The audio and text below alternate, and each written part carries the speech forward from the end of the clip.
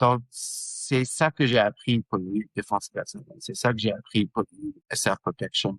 C'est avoir un plan, être préparé. Et quand tu as un plan à être préparé, quand il y a une situation, tu sais quoi faire. Tu as quelque chose en tête déjà à mettre en action.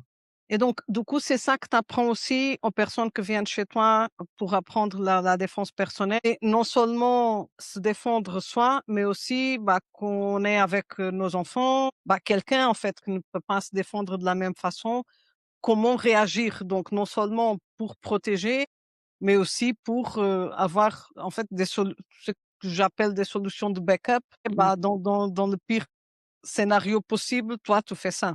Un petit peu comme on dit ici, si par hasard il y a le feu à la maison, tu ne prends rien, tu sors, point. Mmh. Il faut vraiment savoir qu'on ne prend rien, on Enfin, sort. Voilà, et c'est Mmh. OK, nous, OK. nous aussi, on a beaucoup de tremblements de terre. Ah ouais, ouais, ouais, ouais. Et c'est la même chose que le feu. Et les maisons sont en béton, donc c'est rare qu'une maison prend feu. Comparé au Canada, peut-être aux États-Unis, qui sont des maisons en bois, qui peuvent prendre le feu. Ici, en béton, le risque est moins. Mais le tremblement de terre, le toit qui est en béton peut tomber sur toi et c'est fini, là, tu restes là. C'est quoi? C'est où est-ce qu'on se rassemble et qu'est-ce qu'on fait? Mon enfant, maintenant, qui a 13 ans, il comprend très bien, c'est tu sors de la maison.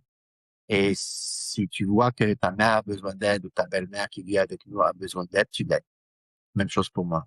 Donc, on essaie de lui enseigner, maintenant qu'il est un peu plus âgé. Attends, pardon, j'ai pas bien entendu. Donc et je voudrais être sûre que ça, c'est bien précisé dans la conversation parce qu'on ne sait jamais.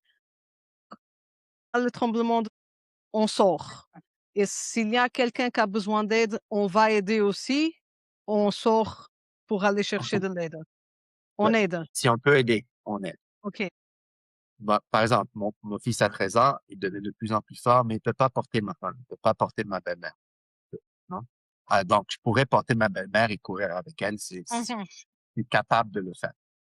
Lui, il serait pas toujours capable de le faire. Donc, qu'est-ce qu'il peut faire? C'est dégager, essayer OK. de créer de l'espace, rester avec elle et essayer comme d'être un écran ou essayer de l'aider à se déplacer, par exemple. Mmh. Non? Aider dans sa capacité, elle, mon âme de 13 ans. Non? Ou ma femme, une femme, qu'est-ce que tu peux faire? C'est pas se mettre en risque comme tel, mais au moment qu'on est en train tous de sortir de famille, donc on essaie de s'aider pour sortir. Et même chose, tu suis les instructions.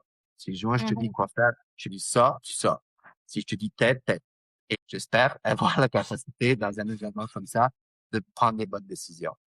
Et c'est une chose que moi je m'entraîne tout seul, voir des situations, étudier, Mmh. penser, qu'est-ce que je peux dire, qu'est-ce que je peux pas dire, c'est quoi les bonnes. Par exemple, j'ai pris un cours de secouriste au travail. Comment tu peux faire sortir quelqu'un un événement Mmh. d'incendie ou un tremblement de terre.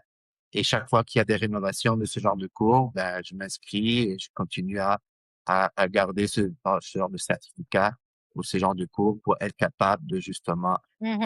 répondre dans ce genre de situation. Bien sûr, le secourisme ne parle pas de défense personnelle, mais pour moi, c'est un peu la même chose. C'est sa Non, protection.